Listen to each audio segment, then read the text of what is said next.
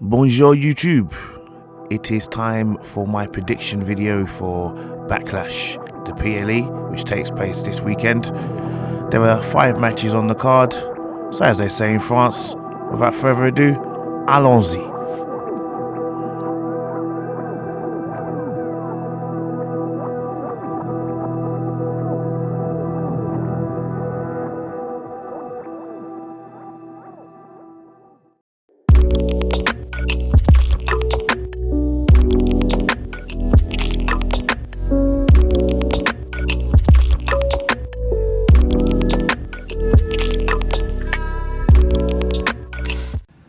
If any of you would like to be updated on any future videos I'm about to release, or just to follow me in general, you can follow me on X at www.x.com/Manlykefresh. So the Kabuki Warriors, Asuka and Kairi Sane of Damage Control, the Kabuki Warriors, are going to be defending their World Women's Tag Team Championships against Bianca Belair and Jade Cargill.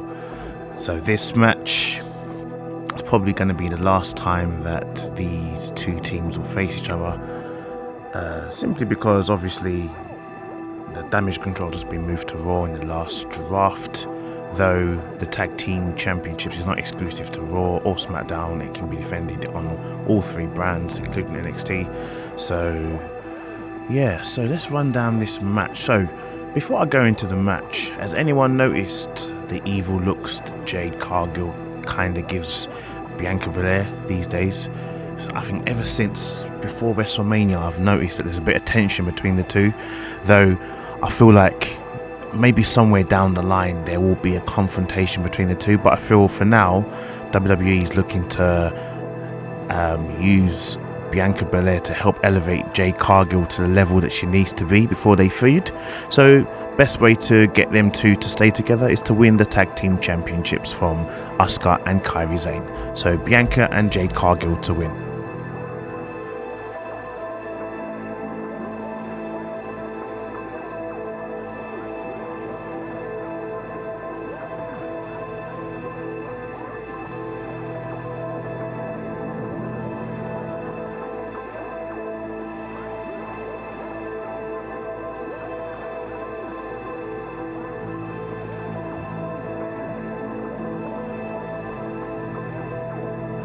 New WWE Women's Champion Bayley will be defending her Women's Championship against 2 women in the form of Naomi and recent NXT call-up Tiffany Stratton. Now, obviously, Tiffany Stratton is definitely WWE's pet project right now. They are looking to elevate her to the level of main event stardom at some point. Though I do feel at this present moment in time it'll be a bit too early for her to win a championship on the main roster. Even though yes, she's a former NXT Women's Champion, it'd be a bit too early for her to win a championship, and it also wouldn't be fair on her to be pinned right now, because obviously she hasn't got much credentials going for her on the main roster, not like Naomi and Bayley do. Bayley in the same sense has just been through an epic war with Io Sky for the Women's Championship over the last year, which culminated at WrestleMania. So the only factor that I can think of is Bayley will retain her championship by pinning Naomi, and obviously that might lead to a personal feud with Bayley and Naomi down the line, and Tiffany will move on to other stuff.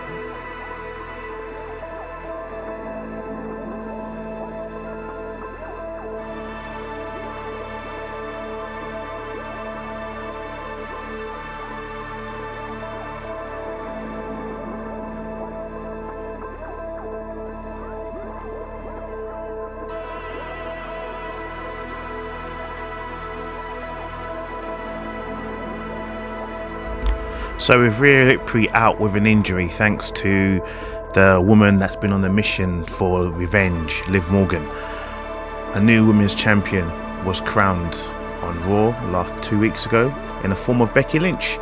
And now the woman that injured the original champion will now be challenging for the right to become World Women's Champion. Now, The only problem that I feel right here is, yes, I'm happy Becky Lynch is world champion, but does she need to be world champion over Liv Morgan? I feel like this moment was Liv Morgan's moment. Becky Lynch had her moment at WrestleMania. She didn't need to come back early from whatever sabbatical she had planned. Liv Morgan, I do not feel will win at this Pacific pay-per-view either. I feel Becky Lynch will win. Maybe this will be one of few matches. Liv will probably get her flowers eventually, because I do believe when Rhea Ripley comes back, it should be Liv Morgan that she gets into a beef with over the championship. But for now, the man will retain her World Women's Championship.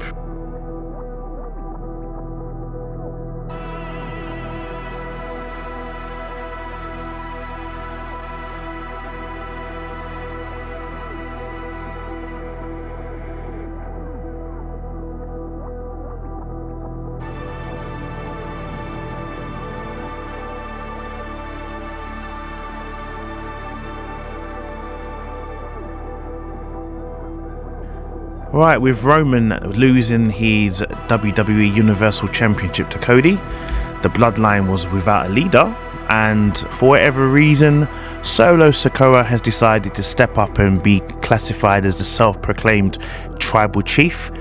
Or is he really self-proclaimed? Now, with the addition of Tamatonga, Haku's adopted son, being added to the Bloodline, we now have this tag team match of Kevin Owens and Randy Orton teaming up to take on the Bloodline. Now, I don't know what this alliance between Kevin Owens and Randy Orton is. I don't think it's going to be a permanent thing. I think it's just a tag team of convenience to fight a common enemy.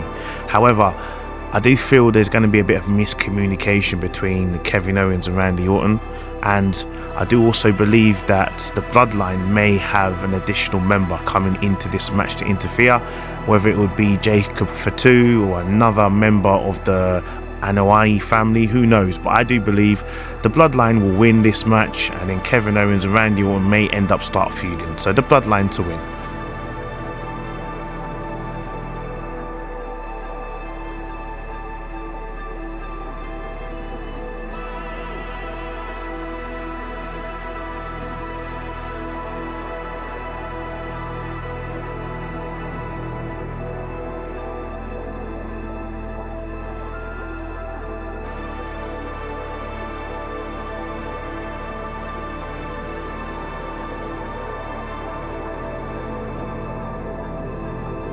So after Drew McIntyre finally won the World Heavyweight Championship from Seth Rollins at WrestleMania, and Drew let his guard down by allowing CM Punk to blindside him after goating him at the announce table, Damian Priest called his shot, ran to the ring and cashed in his Money in the Bank contract to become the new World Heavyweight Champion. And now main event Jey Uso has stepped up to become the #1 contender. Now, on paper, this match should be great. However, this match, let's face facts, this match is not really about Jey Uso winning the World Heavyweight Championship. It is about what's going to happen in the match in regards to the Judgment Day.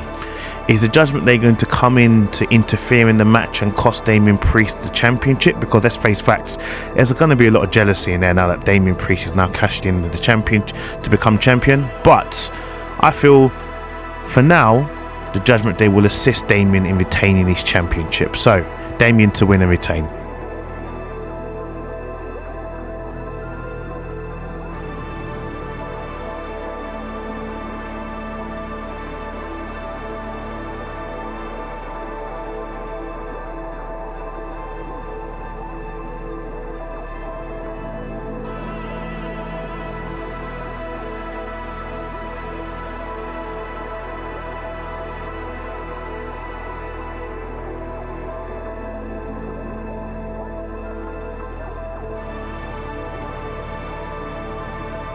In what I feel will be the main event, we have the American Nightmare, your new WWE Universal Undisputed Champion Cody Rhodes defending against the phenomenal AJ Styles.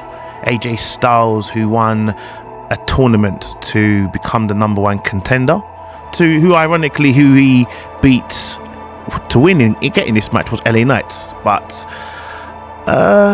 really and truly, was AJ Styles the right person to add to this match? Yes, because it would be a great match. Because let's face facts, these two have never wrestled, not on WWE ground anyway. I think Cody had gone by the time AJ came to WWE. So really, this is a match for the ages. It's going to be a great match. But however, in terms of AJ's status in WWE, he hasn't been a main eventer for a while. You know, they've kind of reduced him down to kind of like an enhancement talent to kind of help the younger talent and the upcomers come up. So what will happen in this match? I believe AJ will lose, probably based on LA Knight coming to interfere. So Cody Rhodes to win and retain his championship.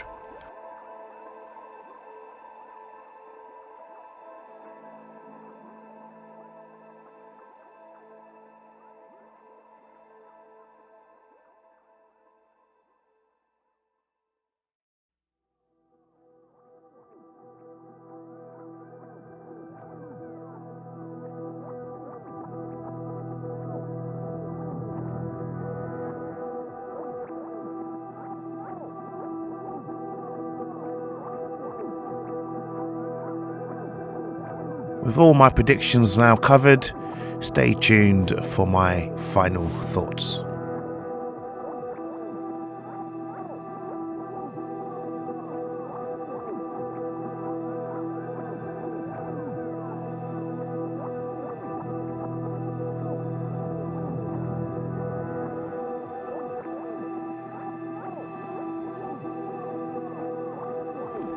Is WWE getting into hot water with the amount of superstars that are currently off on the injured list?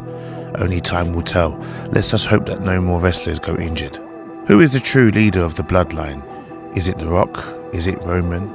Is it Solo Sikoa? Or is there someone else pulling the strings? If Naomi loses at tonight's pay-per-view, will she turn heel? And if she does turn heel, will she join the bloodline and become its first female member?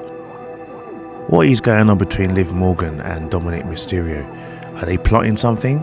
Or is Liv using him to get to Rhea Ripley? This has been something that's been planned for a long time. Who will turn on who? Will Damien turn on Judgment Day? Or will the Judgment Day turn on Damien Priest now that he's champion? And finally, what did you guys think of this year's 2024 draft? Personally, I thought it was the worst one ever. It was lazy. They could have put more effort into it, but hey, it's done now.